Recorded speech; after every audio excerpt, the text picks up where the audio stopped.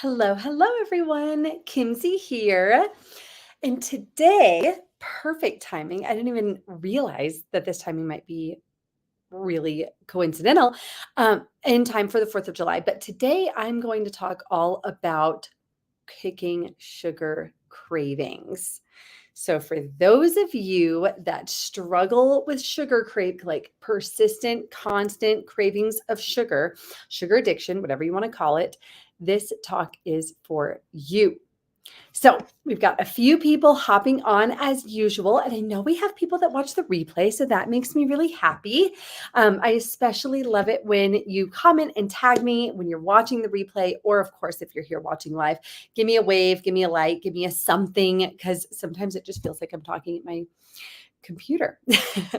So I love it when I know that people are watching. So hello to the people that are joining.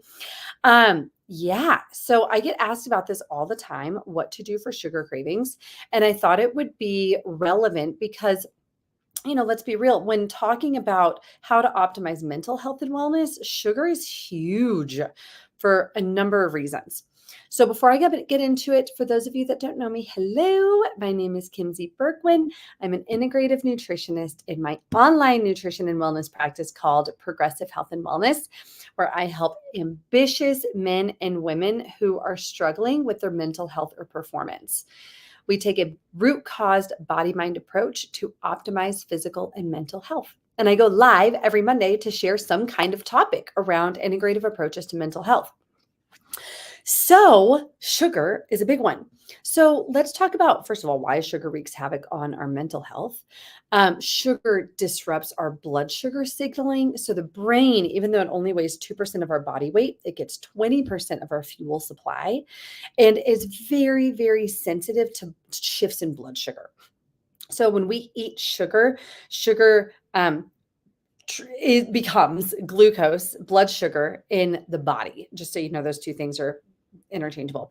Thanks to the person that gave a like. So the brain is very sensitive to blood sugar levels.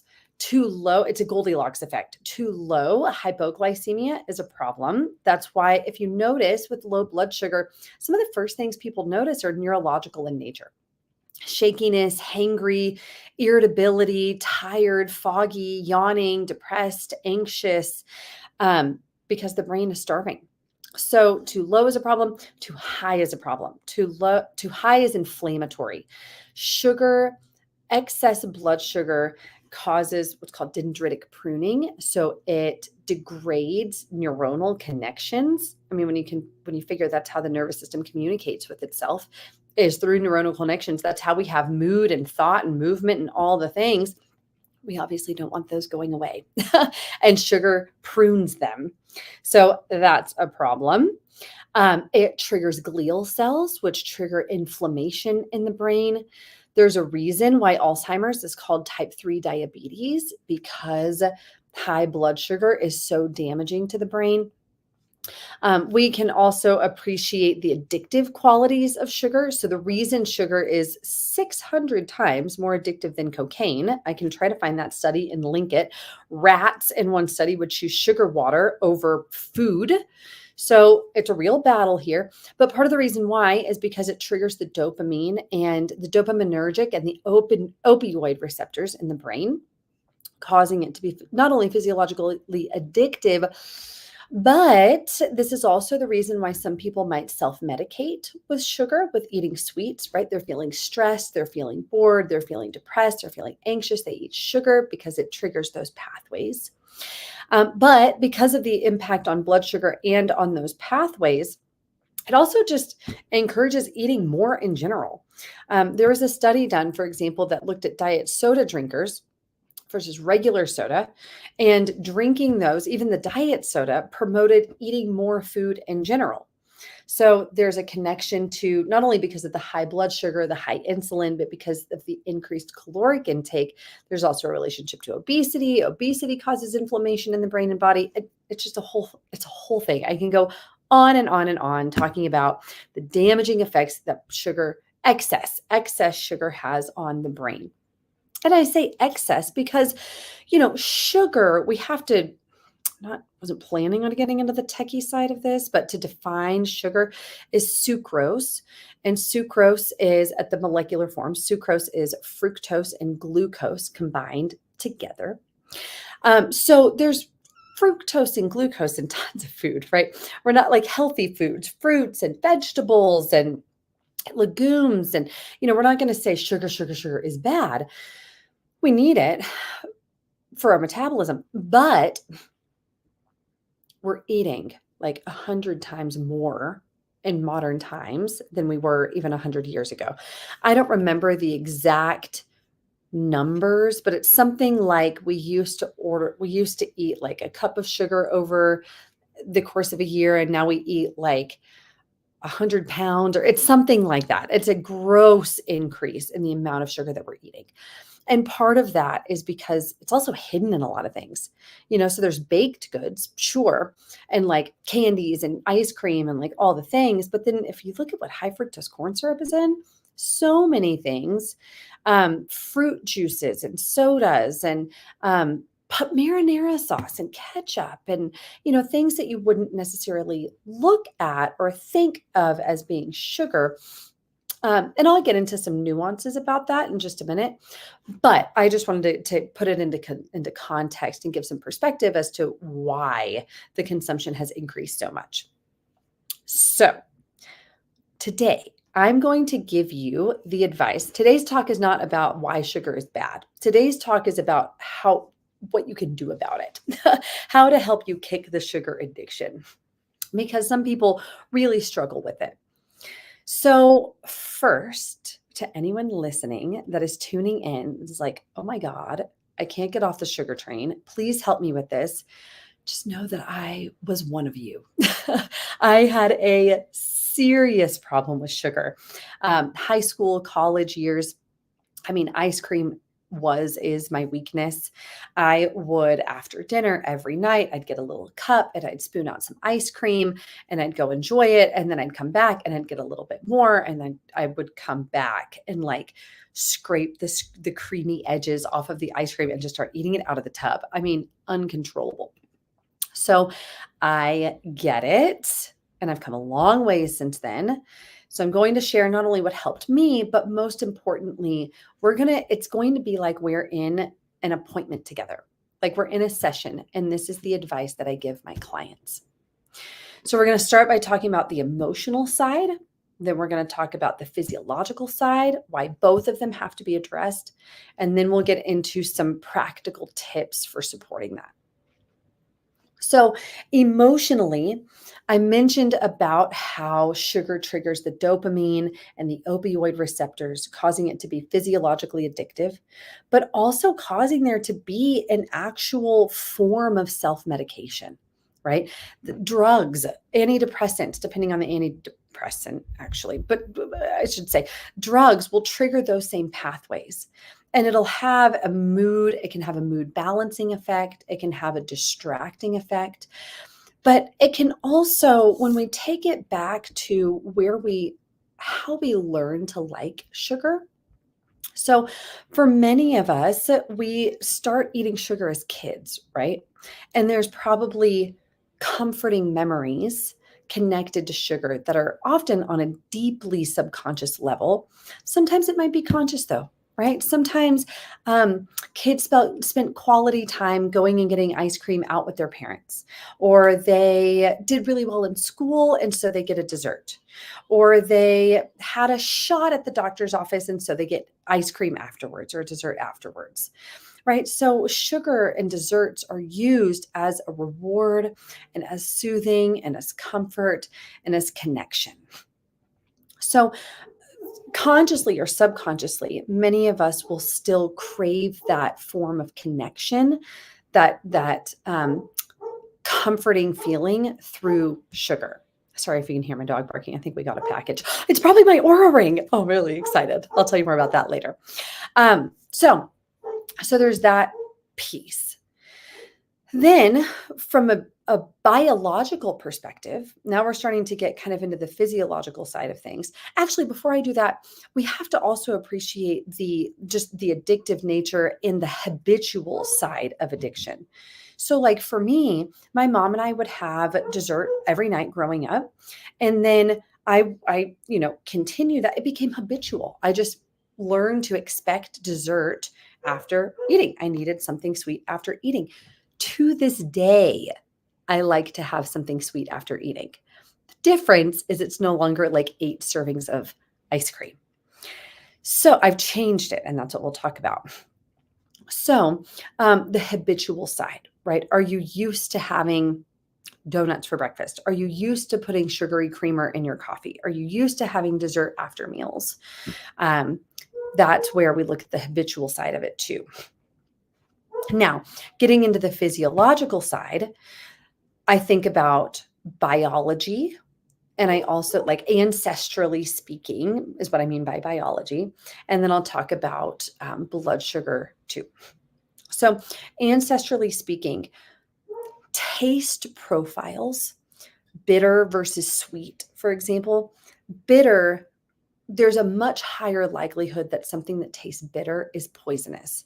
So our nervous system, the way that it responds to bitter is to spit it out, to not like bitter because it could be dangerous. Sweet, on the other hand, when you think of like fruit, especially, which from an ancestral perspective would have been one of the most easily accessible foods to eat, if you just pick it off a plant.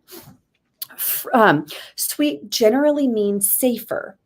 And so our nervous system feels safe in the presence of sugar. It generally means safe. It means food. It means sustenance. So we trust sugar because of that. Also, ancestrally speaking, we could go through periods of famine. We didn't necessarily know where our next meal was coming from. So if we had been going through a period of famine, we're likely in ketosis. Let's say we go 3 days, we couldn't find any food. So we haven't been eating for 3 days. We're likely be in ketosis. And so at that point, if we found something sweet and we found fruit, I mean, we are going to eat it, like our body weight in fruit, again, ancestrally speaking. So the body also knows if we find something sweet, if we find sugar, like eat it, because we don't necessarily know where our next meal is coming from. So it fuels, both of those things fuel physiologically the desire for sugar and for more sugar. The difference today is sugar and food are always available. Unless we're being intentional about it, we're probably not fasting. I should say, people that live in developed nations and have the resources to afford food. I should put it that way. Probably not fasting for extended periods of time and probably not in ketosis for extended periods of time. So the dynamics change in our metabolism and with what's healthy if we're not living the way that our ancestors did, right? So if our ancestors didn't eat for 3 days, they're in ketosis, they eat a bunch of fruit, and then maybe 2 days later they have a big animal kill and they eat a bunch of meat and then they can't find food again for 3 days, like kind of a balanced approach to eating metabolically, macronutriently speaking. That is not going to have the same, let's say I ate 5 oranges in one sitting one day. That's not going to have the same impact as if I were to eat 5 oranges like me right now in this day and time, or like, 5 donuts or something. So anyways, moving on. Point being, looking at the emotional and the physiological side. Now, the other thing that I think about with the physiological side is when people have blood sugar dysregulation already. So if there is elevated hemoglobin A1C, if there's elevated insulin, if there's elevated blood sugar or elevated like glucose or elevated triglycerides. What I mean by hemoglobin A1C elevated, I mean anything over 5.3. I like to see it closer to 5.1, ideally 5.0.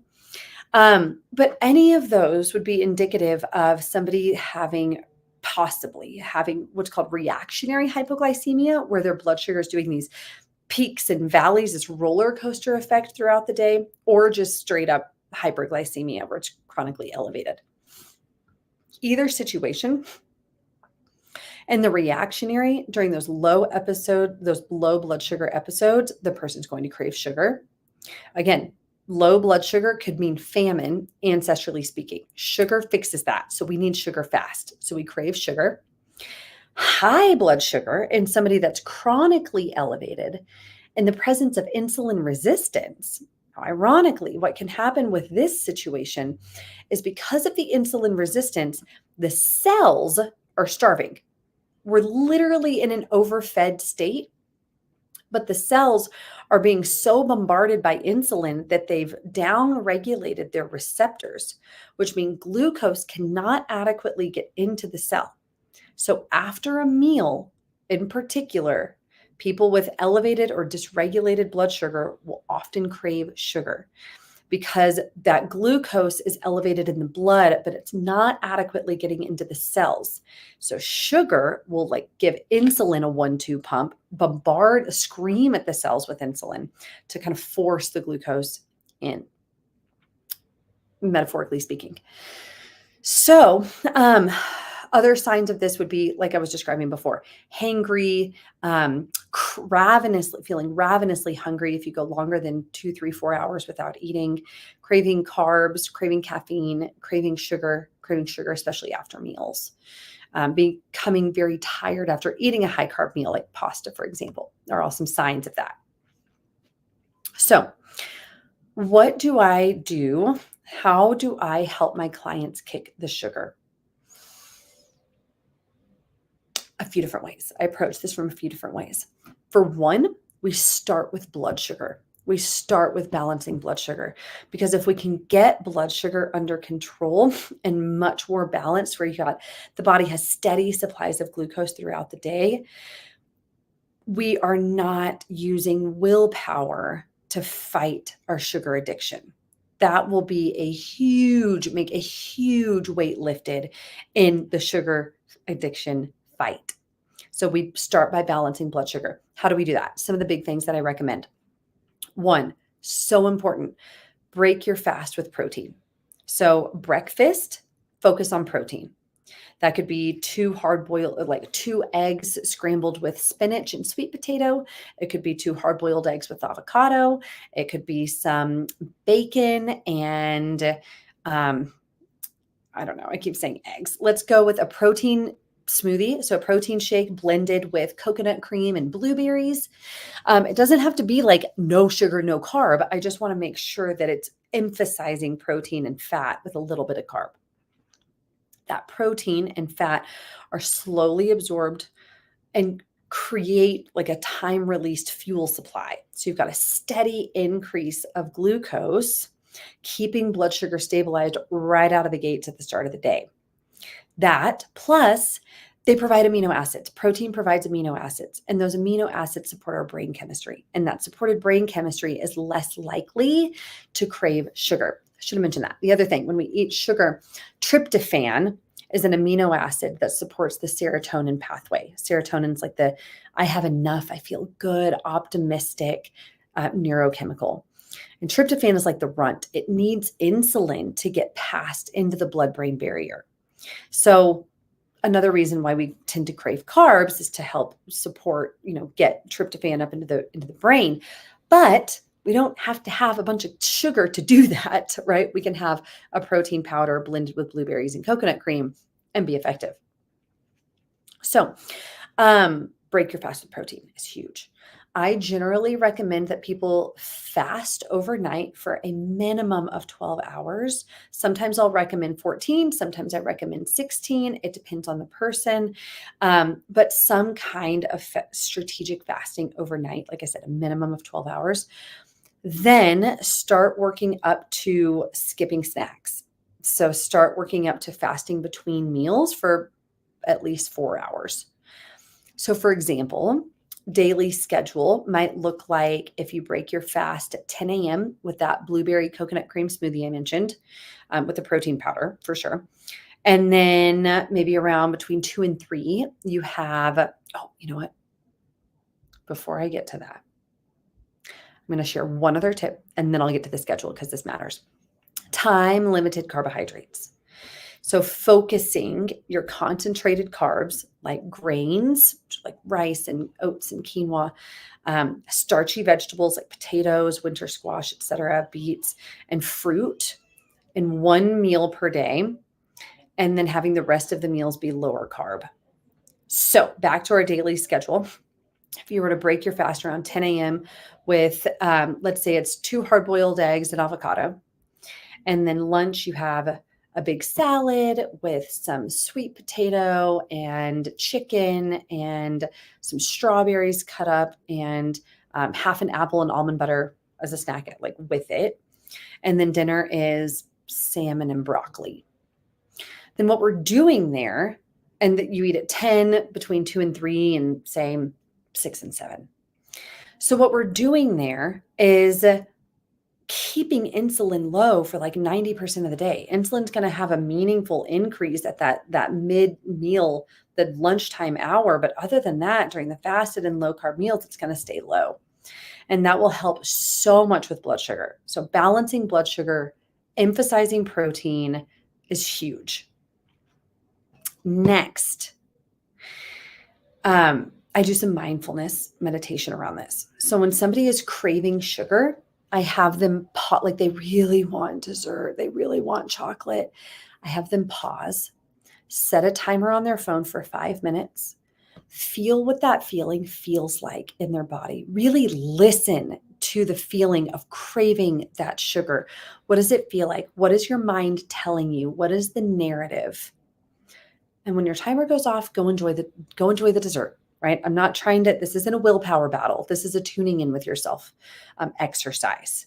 And do this over and over again. And it can be really revealing what's coming up, but also listening. It's like when a kid keeps bugging you and tapping you on the shoulder, watch, watch, watch, watch, watch, watch, watch, watch, watch. And then when you watch, they stop. Our emotional side needs that too. Our inner child needs that too. So, again, set the timer for 5 minutes when you're really craving sugar. Listen, where do you feel it in your body? What is the mind telling you? What is the narrative? Are you generating memories? And then when that timer goes off, and also say, I really actually don't need the sugar. Tell yourself that. I actually don't need the chocolate. I'm going to grab this instead.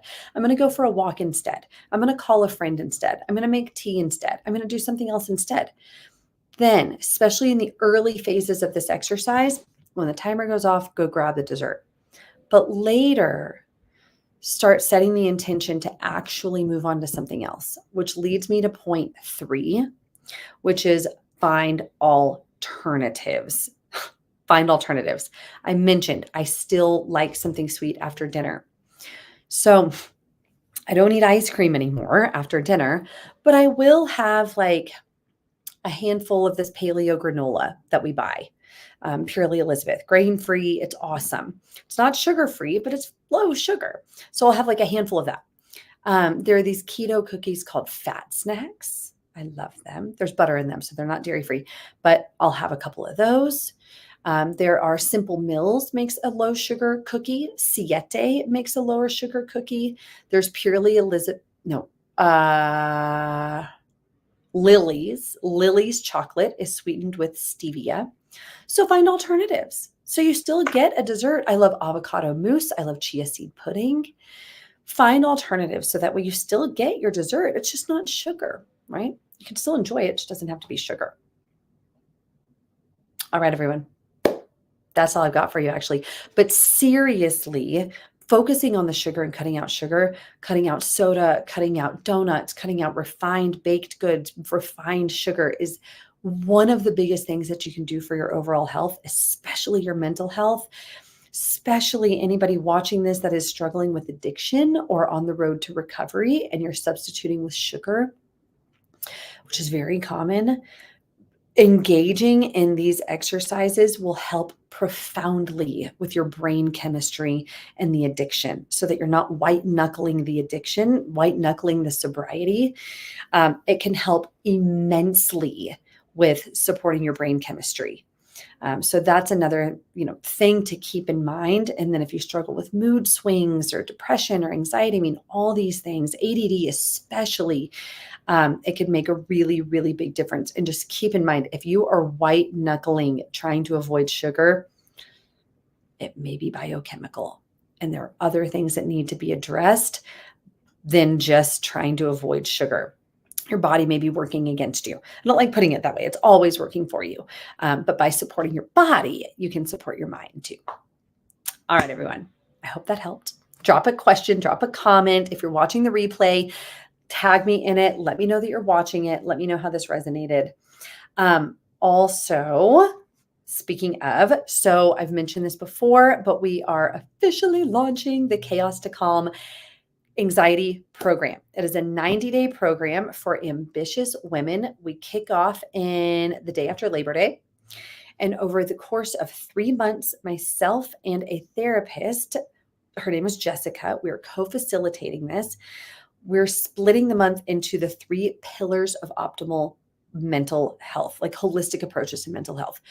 30 days, first 30 days, we're focusing on nutrition, sugar included. Next 30 days, we're focusing on nervous system regulation. We focus on gut health before looking at how to make this sustainable, how to integrate this into your life so that you maintain the benefits.